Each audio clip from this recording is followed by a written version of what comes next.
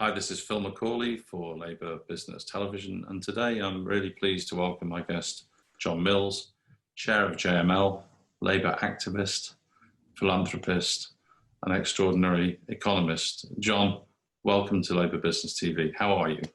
Fine, fine.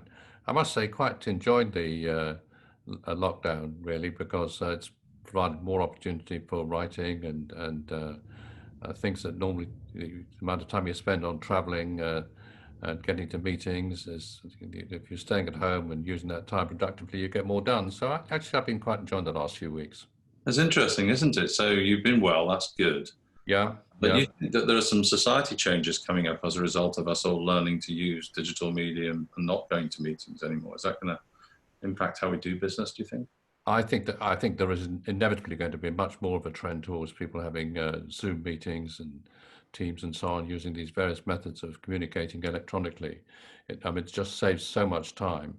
I don't think we're going to get rid of offices altogether. I think sometimes meetings are very helpful, but I think there is a lot that can be done electronically, and I suspect there's going to be a big sea change in that direction. As everybody knows, you've had an extraordinarily long support for and association with and councillor for the Labour Party. How do you presently see Labour's position in the political economy at the moment? Keir Starmer's recently come to power, of course. How's he doing at the moment? I think Keir Starmer's doing really well. I mean, I think that he's a really impressive figure in the House of Commons. He's absolutely right on top of his brief. I think the political decisions he's taken in the way he's handled the relationship with the government has been very successful. I think it is a bit disappointing that we're still a bit behind in the polls, but I guess that gap will close. I don't think the government is doing a great job on coronavirus or much anything else really, and I think that will come through just with the sheer competence that Keir Starmer is showing. And I think he's got a very good team behind him as well, which is very important. But what I do think the Labour Party does need to do is to flesh out some of the proposals. I mean, it's one thing to criticise the government for doing this and doing that, but it's another to have concrete proposals of your own to put forward that are going to attract electoral support. And that's probably the big thing that the Labour Party now needs to tackle. That's a very interesting point. And of course, only a few months ago, the political topic was Brexit and no deal, leaving the EU and all the rest of it. But that seems to be relatively insignificant now in comparison to the extraordinary impact of coronavirus and the corollary of that. What's your sense of that as an economist? Well, I think that's right. I mean, I always thought that the economic impact of Brexit was never going to be as big as a lot of people thought it was going to be, either positively or negatively. And there are all sorts of other reasons for people having strong views about whether we should be in the European Union or not. But it never struck me that coming out or staying in was going to make a massive difference to our growth rate and our economic prospects generally. I think the coronavirus impact is going to be much greater. And clearly we're going to go into 2021 with GDP running, I guess, at a considerably lower level than it was at the beginning of 2020. And I think the $64,000 question is how quickly we're going to recover the ground that was lost there, and also looking ahead at the underlying growth rate of the economy, where we're going to be in 2030. And my fear is that we're going to be worse off in 2030 than we were in 2019 or even 2007 if we're not very careful. And this is partly because of the coronavirus. It's partly because of our slow growth rate, but it's also partly because I think we've got some very expensive costs coming down the track, which are going to hit us over the next few years on climate change, on healthcare costs, on social costs generally, on social care, on training, and all these costs are going to add up to, I don't know, something like 10% of disposable income. And if that's going to be impacted on top of all these other adverse trends, we can finish up in 2030 with, as I say, lower living standards than we've got now, and or certainly than we had at the beginning of this year. And that does seem to me to be a very daunting prospect, and one with really big political implications. Well, let's think about that for a minute. Let's imagine for a second. Let me promote you to Chancellor in this moment now. Obviously, Rishi Sunak's been doing a lot in terms of trying to stimulate the economy and provide some support for industry. But if you were advising him right now on what to do next, and in particular around our industrial strategy, what would your sense of that be? Well, I think if you're going to start on the industrial strategy, one of the things we really badly need to do is to get our rate of investment up. I mean, at the moment, we invest about 17% of our GDP every year in the future, whereas the world average is 25 or 26%.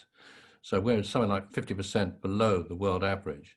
And in some ways worse than that, what we do invest in tends to be projects which have got relatively low returns. I mean, the really high returns on investment tend to come in quite a narrow range of projects around mechanization, technology, and power. And the problem is that most of this tends to take place in the light industrial sector, which is very competitive internationally. And because we've always had an exchange rate policy, or for a long time anyway, that works for services rather than manufacturing, the cost base, the cost of running manufacturing operations in the UK is much higher charged out to the rest of the world than it is elsewhere. And as a result, what you find so often in this country is that good ideas and projects which might be viable tend to go somewhere else because the costs of operating in this country in the manufacturing sector are so high. So I think one of the most important things we need to do is to get the economy to be more competitive, which is largely an exchange rate macroeconomic issue. And that seems to be the first step. It's not the only step that needs to be taken, but that's the first step. I mean, if we're going to have the next few years just seeing our manufacturing base diminishing, I think that's going to be a very, very poor foundation for the future. So significant investment required to correct that anomaly between ourselves and other nations. At the moment, we're right in the middle of this trust doing a trade deal with the United States. What does Britain need to be thinking about then? We have 220 billion at stake in terms of our sales to the United States, but only 22 billion with China. What's extraordinary about the difference in those two figures, and what should we be thinking about in terms of our deal that UK PLC needs with the United States?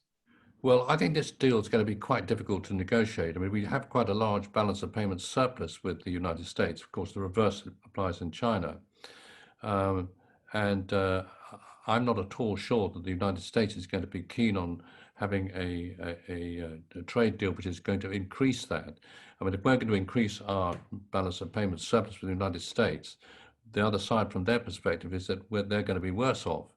And I think there's going to be some very tricky negotiations to go through to get a deal in place which is really going to be a benefit to the UK. I mean, I'm also a bit skeptical about whether free trade deals or free trade generally is as wonderful as it's cracked up to be. There's some interesting research that was done recently in America about how valuable to the world economy free trade is. And they came to the conclusion that it was about equivalent to 2.5% of current GDP. Now, 2.5% of current world GDP is a big number, but it's actually quite small in relation to the increase in GDP, which is happening every year, which is about 3.5%. But when you look at the downsides of globalization, particularly in the imbalances between some countries with enormous trade surpluses, others with deficits, the impact this has had on jobs in a lot of the West with stagnant incomes and so on, then I think the balance between the advantages and disadvantages of free trade need further examination. And this, I do think, it does impact on whether we're really going to do ourselves enormous favors by negotiating big free trade deals. I suspect they're not going to make that much difference. It's very interesting what you're saying there about free trade. I agree with you. I think there's a lot to be said for having some quite detailed trade agreements with different countries, and in particular, now that we're outside of the European Union. What does our relationship with the EU look like in your mind as you look forward? What kind of arrangements should we put in place now? And in particular, in consideration of what impact has to be addressed with coronavirus? Well, I mean, the negotiations between the UK and the EU at the moment aren't going all that well because there are two major sticking points. One is whether the EU should have continuing sort of surveillance of what's going on in the UK, particularly of what they refer to as the level playing field. which would enable them to have some control over what was done in the UK on industrial policy, regional policy, employment policies, and so on, which is a very different sort of arrangement than was negotiated by the EU with the Canadians, for example, in the CETA treaty recently, where there was big reductions in tariffs, but no control by the EU over what the Canadians do domestically. So there's an issue around that, and then there's fishing is another big problem area. And I'm not at all sure that we're going to be able to close the gap between the EU position and the UK position in time to avoid us falling back on WTO terms at the end of this year. I think it'd be a shame if we did go back to having import duties and quotas, but I don't think it'd actually in the end make a massive difference if this does happen. And even if it does, I'm not sure that we're necessarily going to be the losers, because we have an enormous balance of payments deficit with the EU, over £100 billion a year. And if there's some diminution in trade between the two, and I don't think there'll be very much, it might improve the position in that respect a bit. So I think there's some quite tricky balances here. But in general, do I think it's going to make a massive difference whether a trade deal is negotiated with the EU or not? I think it'll make some difference, but not a huge amount. That's very, very interesting. Now, turning to British entrepreneurs and supporting people here trying to start their business, get their finance, what does the government need to be thinking about in that regard? Well, one of the big problems about this country is that it's always been very difficult to raise finance for investment, particularly in manufacturing. And to some extent, you can understand why banks are reluctant to lend to manufacturing, because the record of manufacturing industry over the last 40 years in particular, but going back further, has been pretty poor, and bad debt ratios and so on have been relatively high. The problem really is that the return that banks get out of investment is very small in relation to what the community as a whole does. And what I think the government needs to do is to recognize how important it is to allocate one way or another through the banking system or some other way through a national bank to allocate funding towards investment in a way which isn't cut off all the time by people taking quite a narrow view about what they particular actors in it all, like banks, are going to get out of it. And a very interesting case was what happened in Japan after World War II. I mean, Japan had a tremendous growth rate for 20 or 30 years, nearly 10% per annum. And part of that was because they had a very competitive exchange rate, but not all by any manner of means. One of the reasons why they were so successful is they had a banking system which very, very directly and specifically allocated funds towards investment on easy terms. So there's huge investment in electrification, shipbuilding, oil generation, and all these other factors. And this made a massive difference to the rate of growth that was achieved.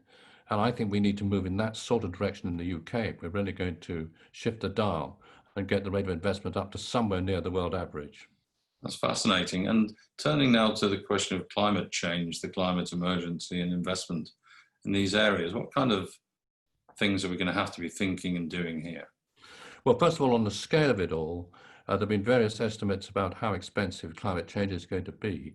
And I think that a realistic estimate is that over the next few years, it's probably going to cost something like 3% of GDP, some of which will fall in the public sector, some of it will fall in the private sector.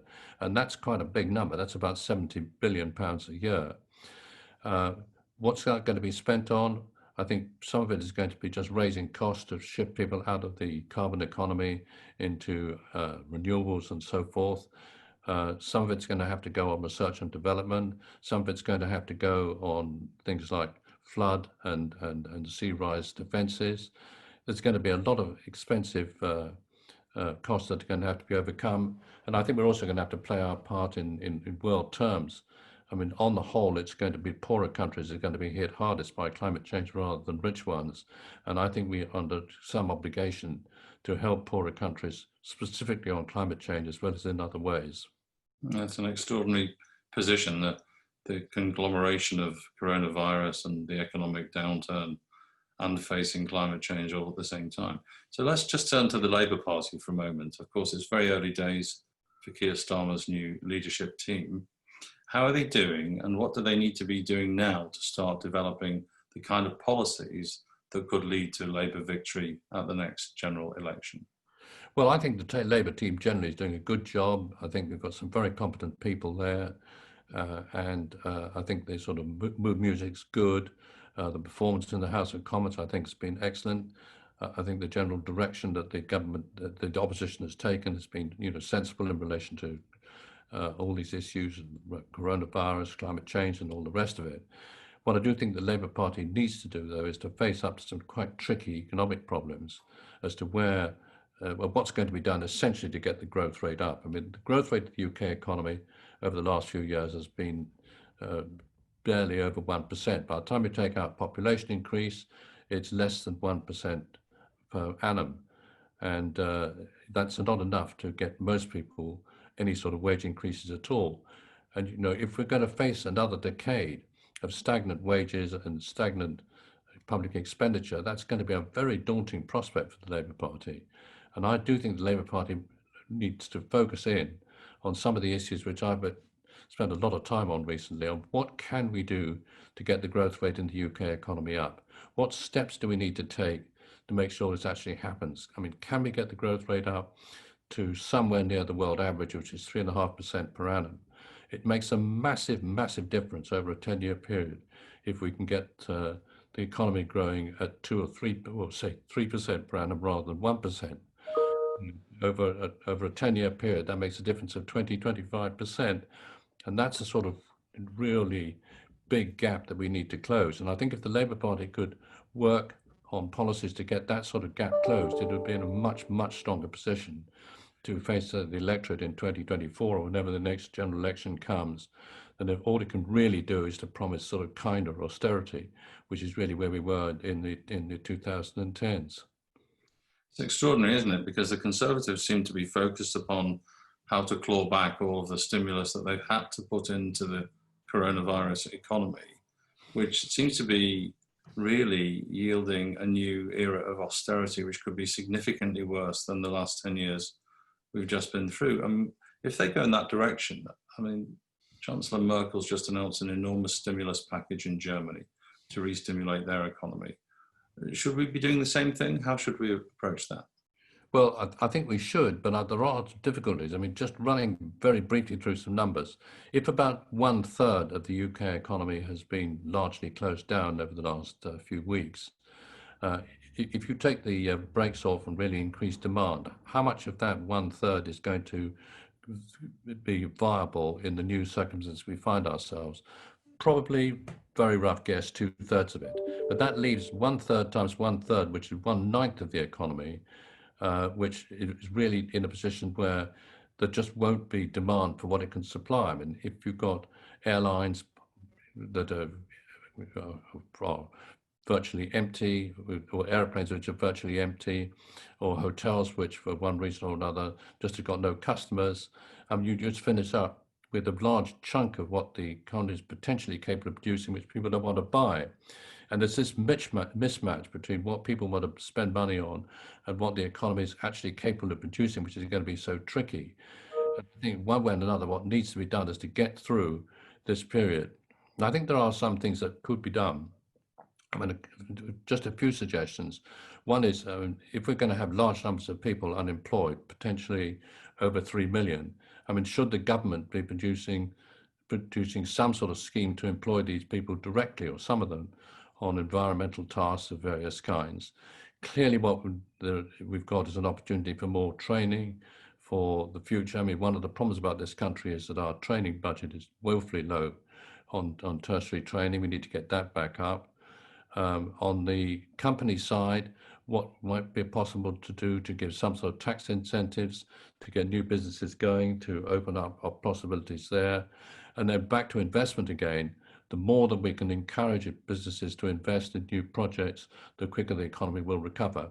So my take on it all is that we are going to go through a very tricky period over the next 2 or 3 years, but that given the right sort of incentives, I think we will pull back to where we were in 2019, maybe 2023 or 24, but that's going to be 5 years of sort of lost output unless we can get the economy to underlying rate of growth up substantially to overcome that problem, which I think we could.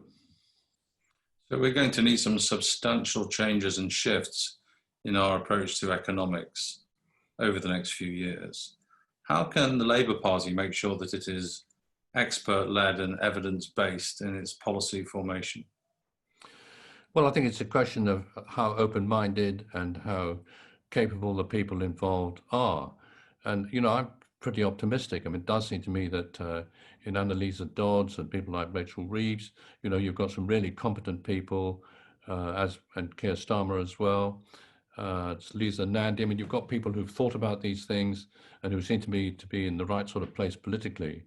And I think there's a reasonable chance that they will come up, and you will have something like a sort of Keynesian revolution, as we had after the slump in the 1930s, which is going to pull things back. And that's what I think we really very, very badly need, because I think the prospects of having the living standards just dropping by, I don't know, 10% or something between 2020 and 2030 is just a really, really daunting prospect.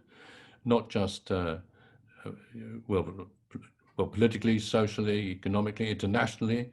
Are we going to have China romping ahead with growth rates of 5 or 6% per annum while we're going backwards for another 10 years? I mean, where's that going to leave us? So now is the time for action. John Mills, thank you very much for your time today. Stay well, stay safe, and we look forward to chatting to you again soon. Okay, well, thank you very much for your time. It's been a real pleasure. Cheers.